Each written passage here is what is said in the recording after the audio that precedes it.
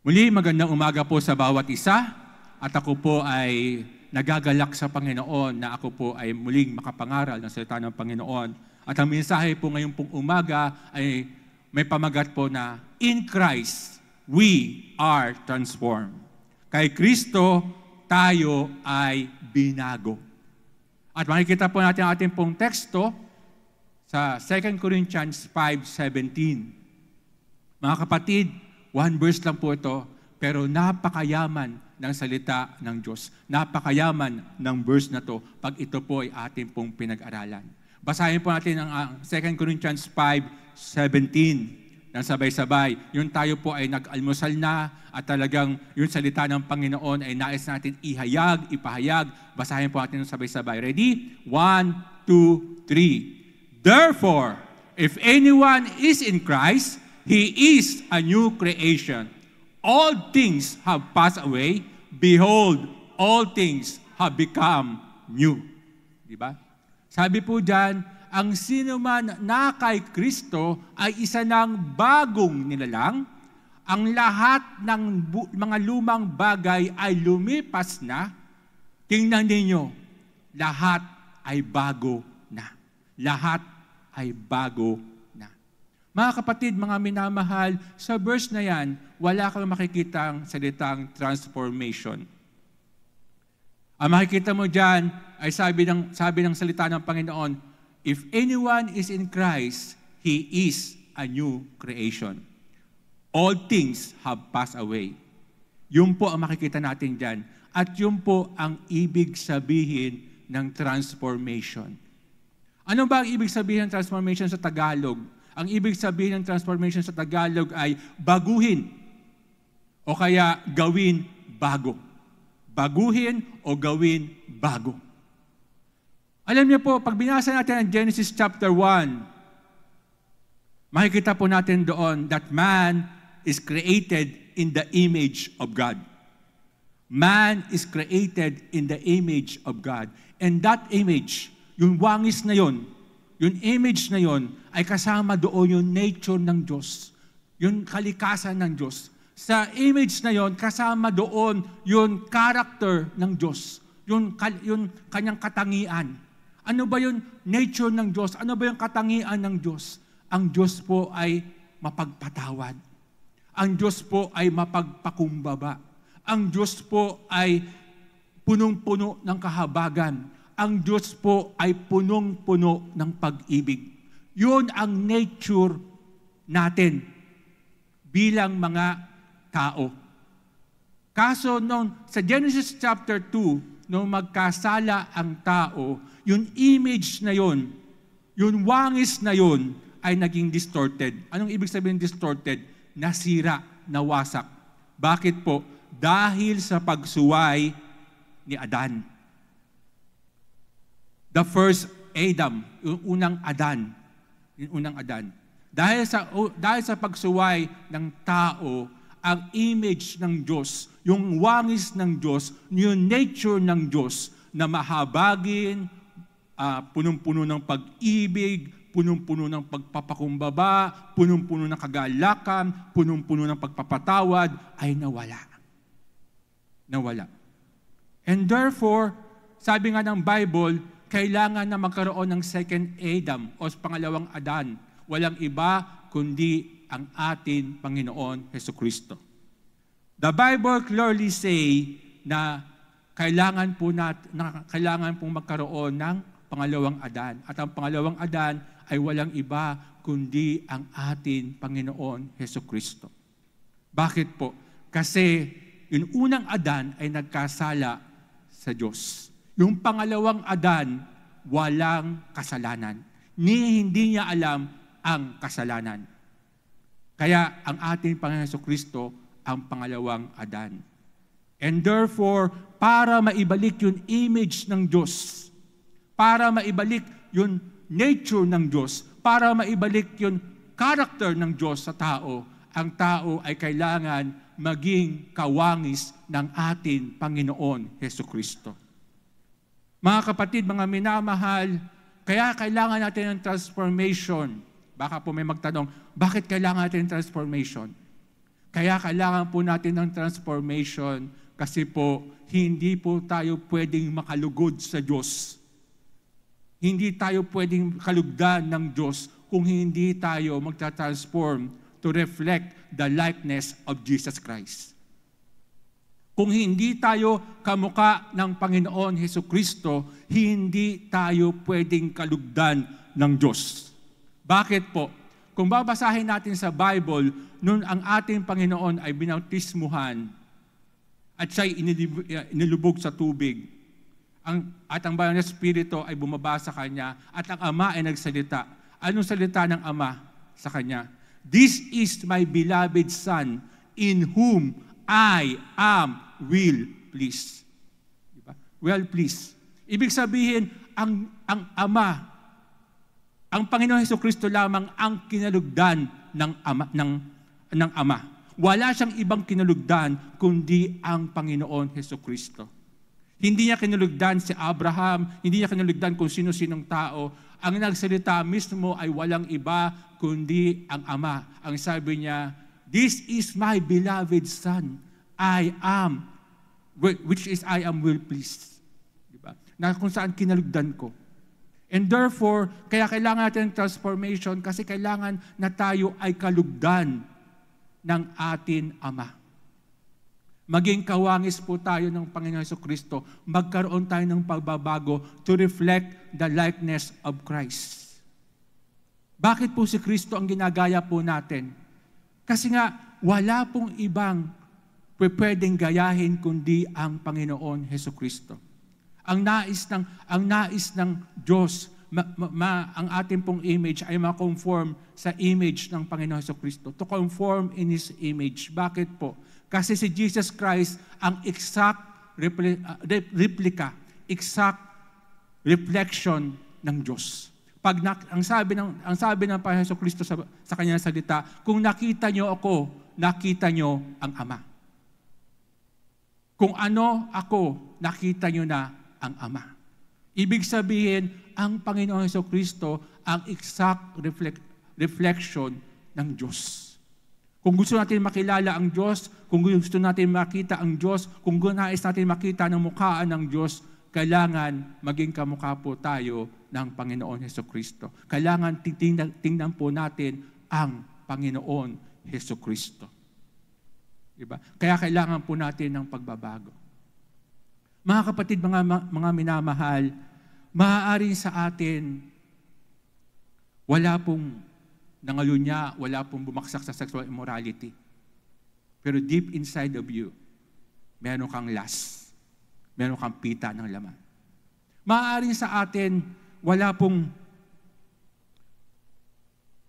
bumaksak sa pagpatay ng tao o murder. Maaaring sa atin, wala pong nakapatay ng tao.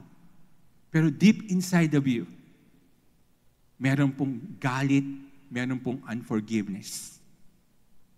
Maaaring sa atin, wala pong kurap. Diba? Walang kurap. Walang greed sa money. Walang kurap.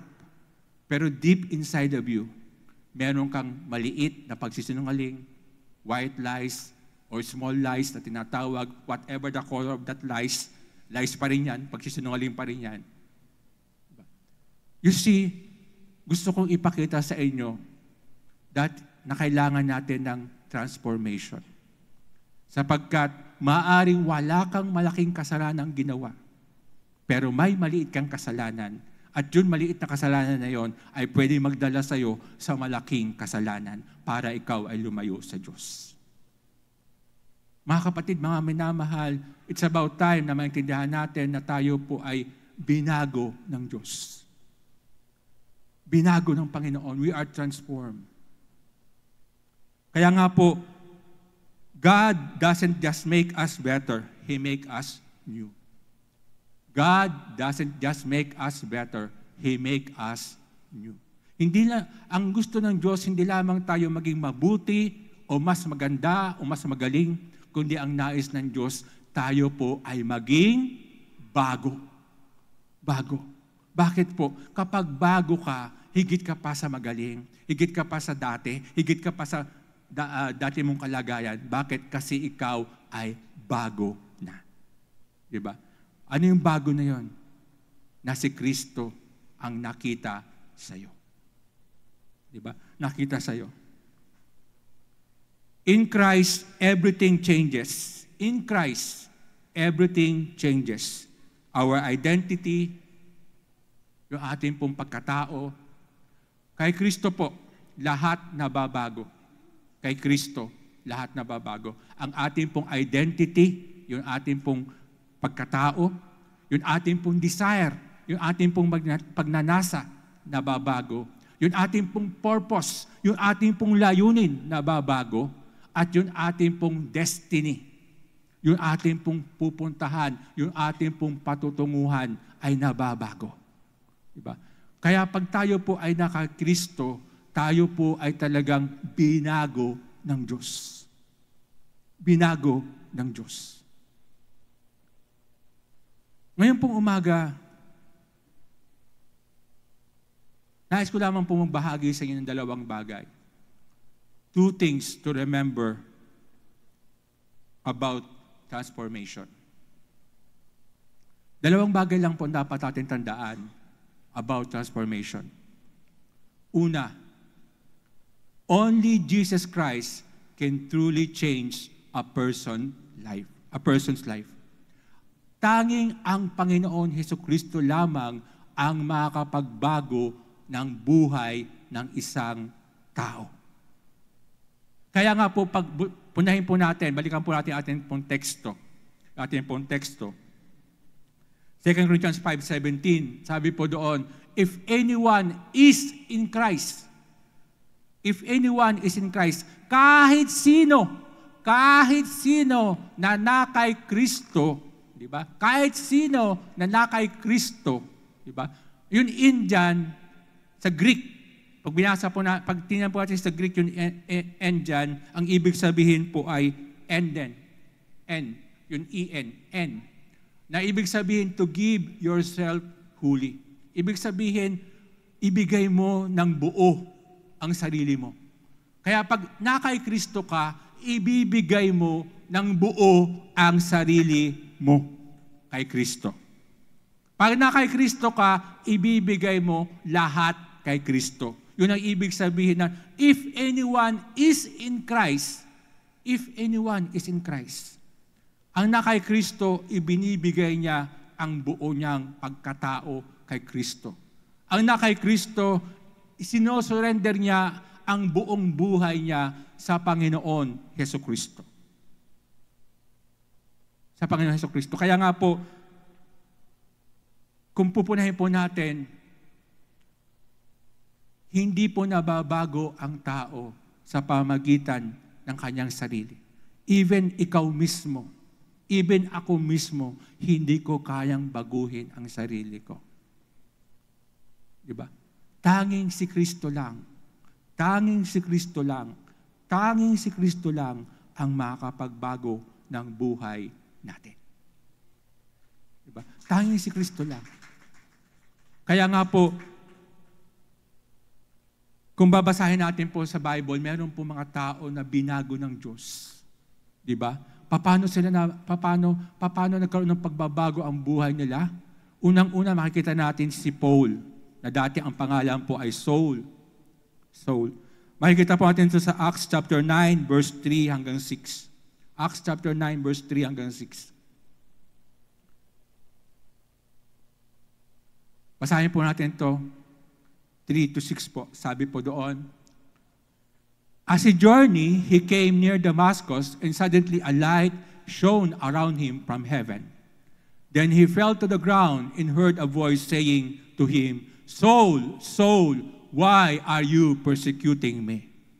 And he said, who are you, Lord? Then the Lord said, I am Jesus, whom you are persecuting. It is hard for you to kick against the goads.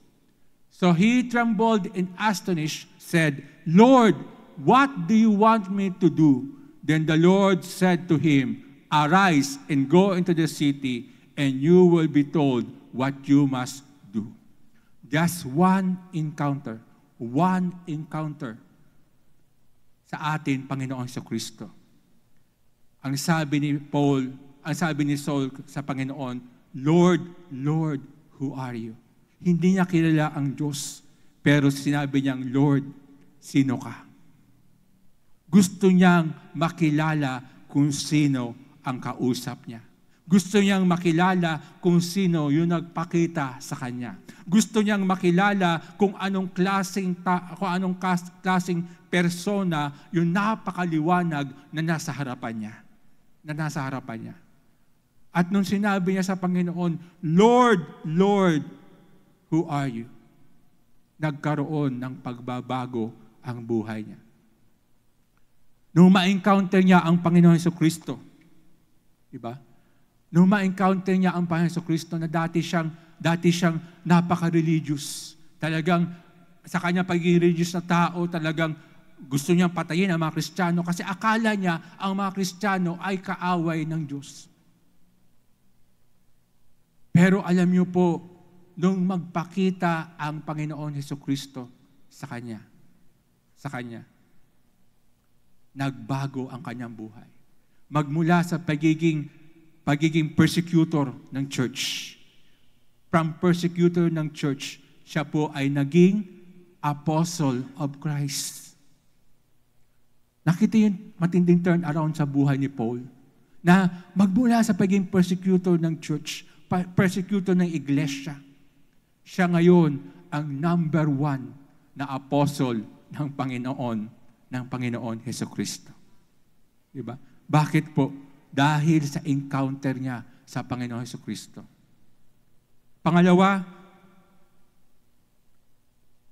makikita po natin sa Luke chapter 1, verse 1 hanggang 2, yung pangalawang tao na nagkaroon ng encounter sa atin, Panginoon Jesucristo. Basahin po natin sabay-sabay. Ready?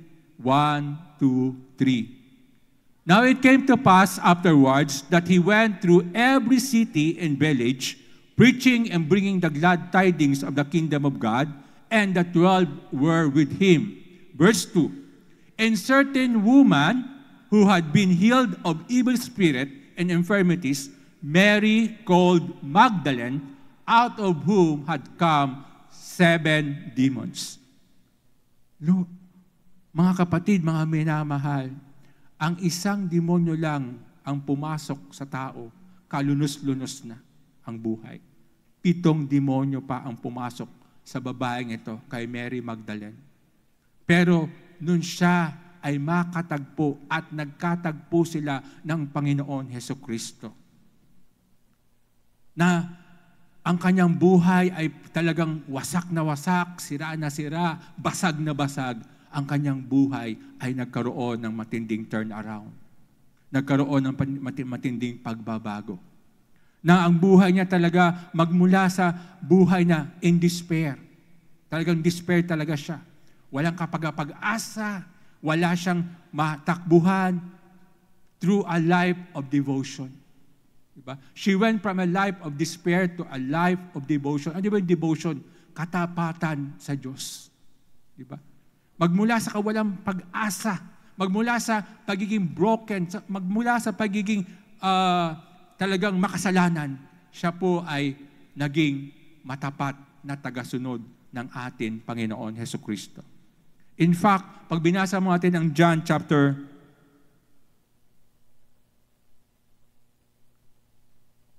20 verse 17 hanggang 18. Diba? Huwag na po natin basahin kasi nahaba po tayo. Kwento ko na po sa inyo. Yan po ay muling pagkabuhay ng atin Panginoon Jesucristo. At sa muling pagkabuhay ng Panginoon Jesucristo, hindi siya unang nagpakita sa mga alagad. Nagpakita siya unang-una sa babae. At ang babaeng ito ay hindi banal na babae, kundi siya ay babae na inalihan ng 7 demonyo. Pero unang-una na nagpakita sa kanya ang Panginoon Jesucristo. Bakit po? Kasi nung ma-encounter niya ang Panginoon Jesucristo sa buhay niya, nung makilala niya ang Panginoon sa buhay niya, nagkaroon ng matinding pagbabago siya. Nagkaroon siya ng matinding katapatan sa Diyos. Hindi niya siya humiwalay sa Panginoon Jesucristo. Magmula nun siya ay baguhin ng Panginoon Jesucristo, magmula ng siya ang crucifixion ng ating Panginoon Jesucristo hanggang sa kamatayan ng Panginoon Jesucristo, hanggang sa muling pagkabuhay ng Panginoon Jesucristo, hindi siya umalis sa Panginoon Jesucristo. Kaya nalugod ang Diyos sa kanya. Nagkaroon ng matinding pagbabago ang kanya pong buhay. Pangatlo, makikita po natin na binago ng Diyos o nagkaroon ng transformation ay makikita po natin sa Luke chapter 19, verse 6 hanggang 8. Ito po ay si Zacchaeus. Si Zacchaeus po siya po ay tax collector. And take note, hindi po siya basta-basta tax collector. Siya ay chief tax collector. Ibig sabihin siya ay hepe ng mga tax collector. Pero nung makita niya, nung marinig niya, hindi niya makita pala, nung marinig niya na ang Panginoon Jesucristo ay dadaan, siya po ay talagang nagpumilit na makita ang Panginoon Jesucristo. Talagang gustong-gusto niyang makita kung sino ba talaga si Jesus. At dahil sa gusto niyang pagkakita sa Panginoon Jesucristo, dahil siya po ay maliit na lalaki, anong ginawa niya? Umakyat siya sa mataas na puno. At sa pag-akyat niya po sa puno na yun, habang dumadaan ang Panginoong Jesucristo, nakita siya ng Panginoon Jesucristo. Sabi sa kanya, Zacchaeus, bumaba ka dyan. At ngayon din, ako ay sasama sa bahay mo para tayo ay kumain. Diba? Alam nyo, kung babasahin natin itong Luke chapter 19 hanggang verse 6, si Zacchaeus po ay nagmamadaling bumaba. Tuwang-tuwa si Zacchaeus nung tawagin ng Panginoon Jesucristo ang kanyang pangalan.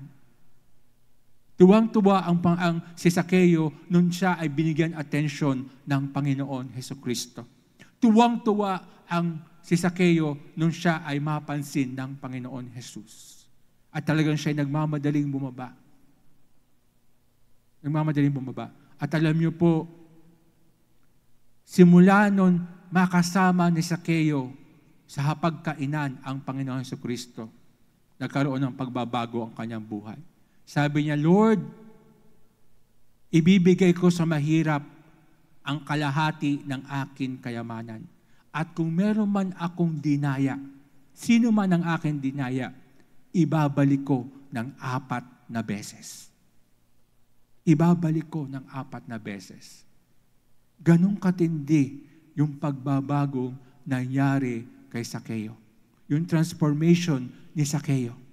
Pag na-encounter mo ang Panginoon sa buhay mo, magkakaroon ka ng transformation. Kaya nga po sabi po dito, true transformation produce action. Our encounter with Jesus should change our heart and lead to righteous living and, if necessary, restitution. Ang totoong pagbabago ay nagdadala sa atin para tayo ay kumilos, gumalaw. At ang ating encounter sa Panginoon, ito po ang nagbabago ng ating puso para tayo ay matuto na mamuhay sa isang buhay na malinis at ganap sa harapan ng Panginoon. At kung kailangan na meron tayong ibalik yung danyos na dapat natin gawin sa ating kapwa, ibabalik po natin. Ang restitution, ibig sabihin danyos. Kaya nga po, sabi ni Zacchaeus, kung meron man akong dinaya, ibabalik ko ng 4 na beses. Di ba? Sa ating pong kapanahunan ngayon, mga kapatid, buking-buking na ng dadaya, wala pa nagsasabing, ibabalik ko ng 4 na beses. Di ba? Sa ating kapanahunan ngayon.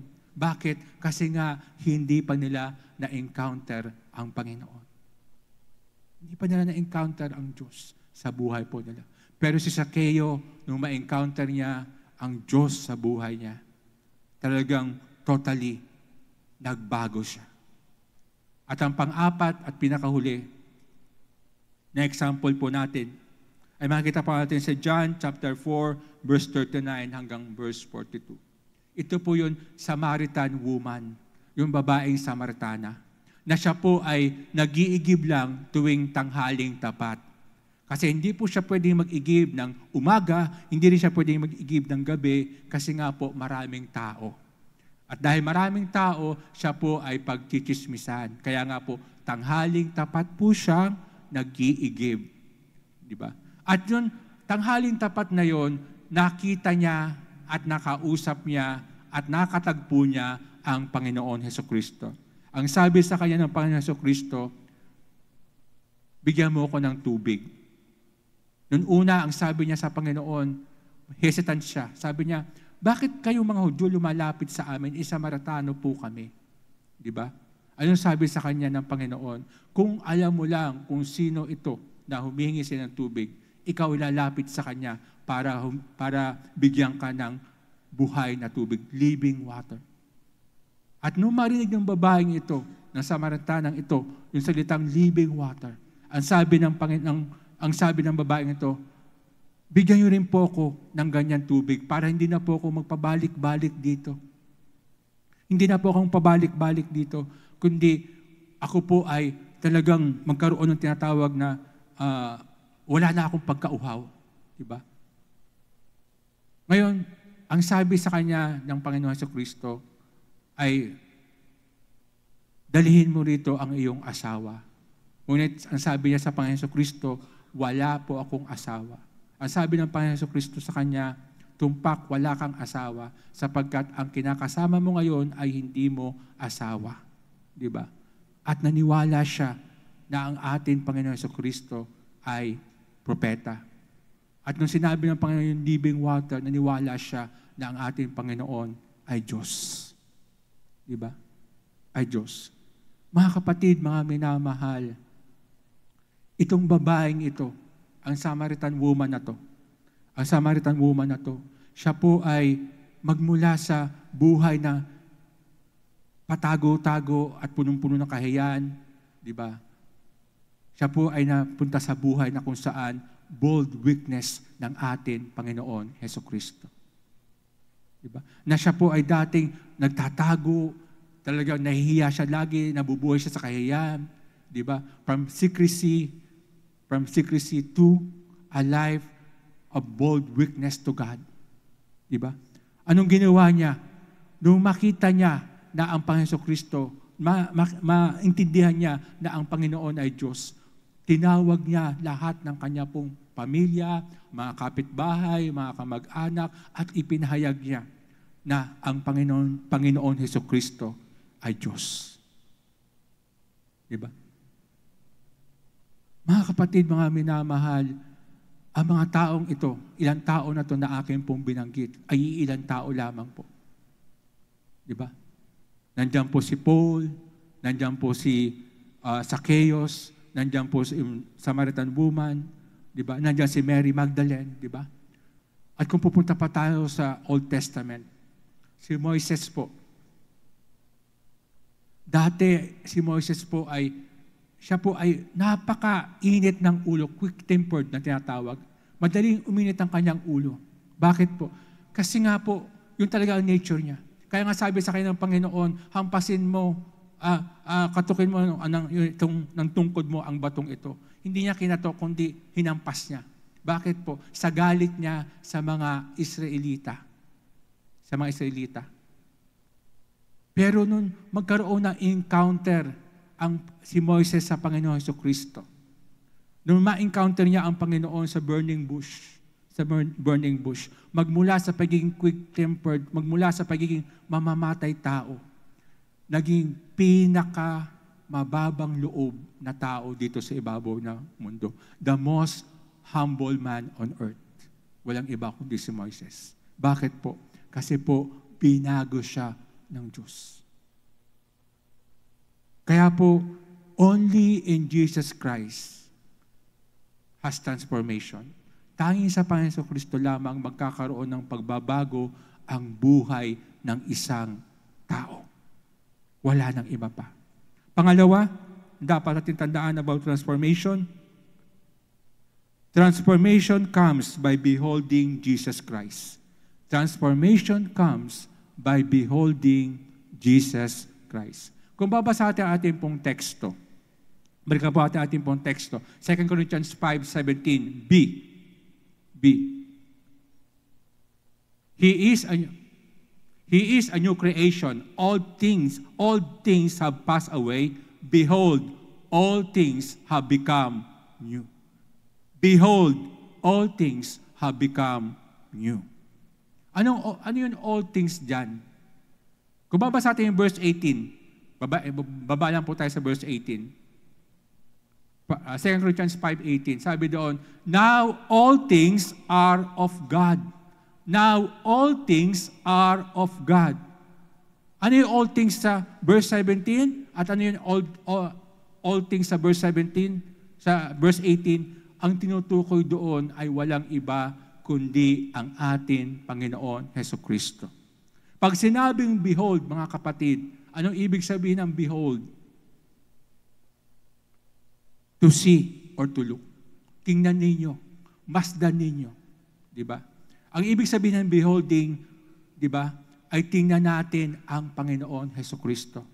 Ang pagbabago ay nakukuha po natin sa pamagitan ng pagtingin natin sa Panginoon Hesukristo.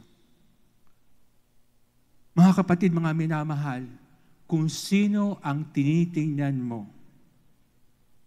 yun ang nagiging kamukha mo. Diba? Pag ikaw ay tumitingin sa pornography, magiging perverted ka. Anong ibig sabihin ng perverted? Punong-puno ka ng kalaswaan, punong-puno ka ng kahalayan. Diba?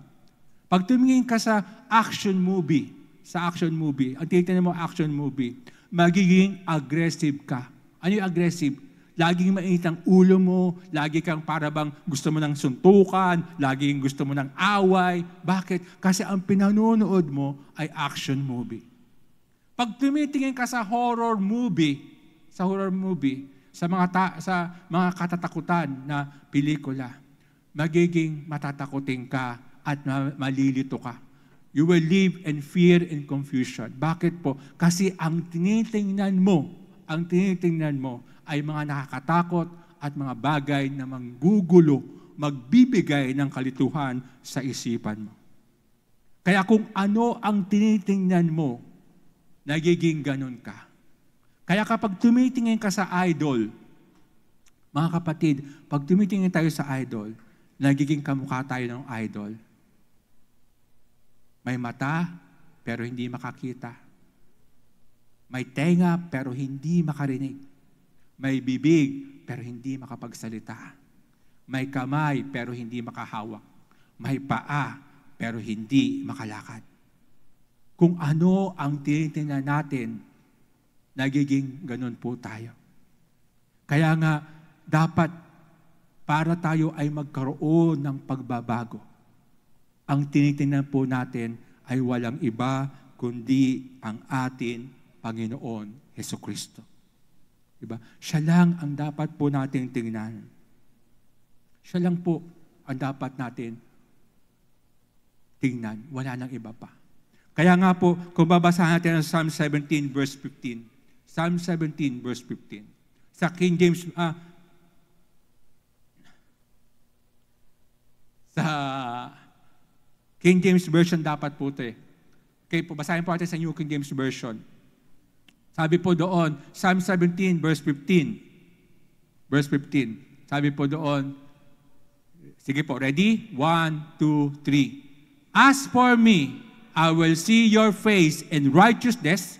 I shall be satisfied when I awake in your likeness. Sa King James Version po, maganda po yan. Sabi po doon, as for me, I will behold your face in thy righteousness. I will behold thy face in righteousness. I shall be satisfied in thy likeness. In thy likeness. Kaya, ang ginamit po sa King James Version ay behold. Diba? Pero sa New King James Version, ang ginamit po ay I will see. Diba? Titingnan. Sabi ni David, ewan ko sa inyo. Sabi niya, ewan ko sa inyo. Basta para sa akin, sa umaga pa lang, ang titingnan ko ay walang iba kundi ang Panginoon Hesukristo. At ako ay mapupuno, masasatisfy ako sa kanyang wangis. Diba? Sa kanyang wangis. Mga kapatid, mga minamahal, dalawang bagay lang. Diba? ang nais kong sabihin sa inyo about transformation. Two things. Only Jesus Christ can transform a person's life. Pangalawa, transformation comes by beholding Jesus Christ.